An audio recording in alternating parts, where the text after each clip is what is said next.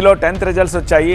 నిన్న తెలంగాణలో రిలీజ్ చేశారు, ఇవాళ ఏపీలో రిలీజ్ చేశారు. గత ఏడాదితోటి పోల్చి చూస్తే ఉత్తీర్ణత శాతం పెరిగింది. దానికి సంబంధించిన బ్రేకింగ్ ఇది. కొద్దిసేపటి క్రితమే ఏపీలో 10వ తరగతి ఫలితాలు విడుదలయ్యాయి. ఫలితాలను మంత్రి నారా లోకేష్ విడుదల చేశారు. ఏపీలో 6,30,000 మంది విద్యార్థులు పరీక్షలు రాయగా 85.25% మంది ఉత్తీర్ణత సాధించారు.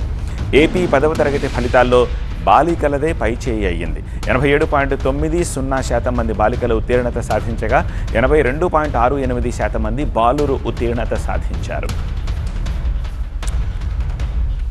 ఇక www.tv9telugu.comలో కూడా ఏపీ 10th ఫలితాలను మీరు చెక్ చేసుకోవచ్చు. 10వ తరగతి ఫలితాలు మెరుగుపడడం హెచ్ఆర్డీ మంత్రిగా తనకు సంతోషాన్ని కలిగించే విషయమని ఆయన అన్నారు.